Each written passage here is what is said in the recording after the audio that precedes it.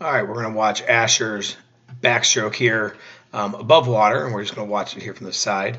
And again, so we talked about this a little bit on the underwater. Let's look real quick at this wrist, and you can kind of see, kind of scrolling a little bit, but you kind of see how that wrist is bent Asher down.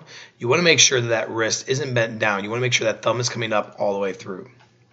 I'm going too close, but you kind of see what we're talking about. Make sure that wrist stays nice and straight.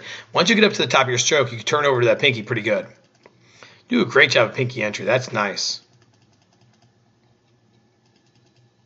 Now that's the interesting thing here. Look at your right hand. Your right hand is thumb up. Okay?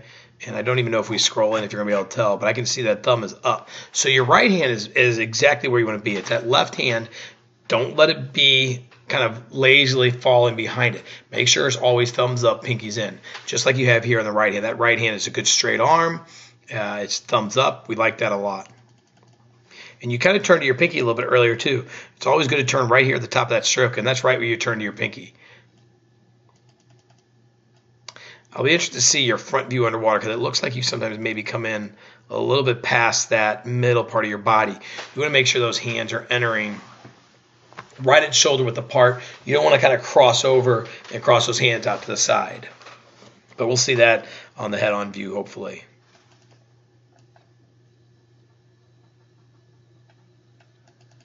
Again, you can kind of see the difference. So right here, you've got that bent wrist. And not to harp on it, but I know it's getting a little bit closer, so I figure as we get a little bit closer, you'll see it. And then the hand entry is so good. And then here's thumb out. Okay, so you do a much better job of going thumb out on that right side.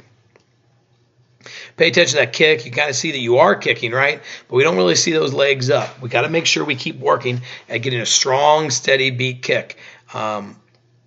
Your head position is pretty good, actually. So your head's back a little bit more. We just got to work those legs coming up, because sometimes we see people's head be a little bit down, and that's why their hip starts coming down. Your head position here looks pretty good. So really, and I think, Asher, what we got to work on is just getting those legs up a little bit better. Coming into your turn here. Good job of turning over. As your feet are coming over, you kind of see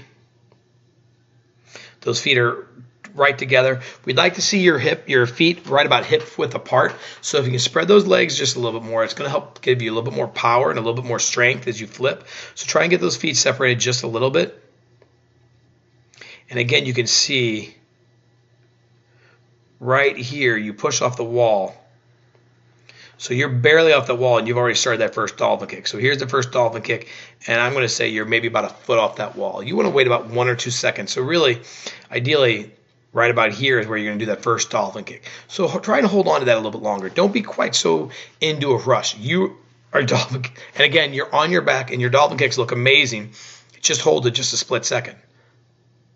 Good, strong, fast dolphin kicks all the way through. Here it looks like you've kind of tucked your chin a little bit, but it does look like you started that stroke a little bit earlier. Not much, but a little bit. You can kind of see here, and this is what we were talking about underwater. Look at this hand here. Look at how high above that water that is. So your left hand really is almost halfway out of that water when you're starting that first stroke. Try and keep that down a little bit better. Don't let it come up quite so high. Really, it shouldn't break above that surface at all.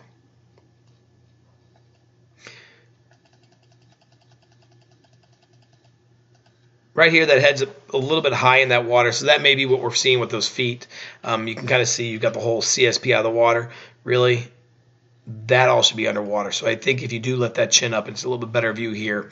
If you do lift that chin up a little bit more, put the head back a little bit more, those hips will start to come up and make that kick a little bit better.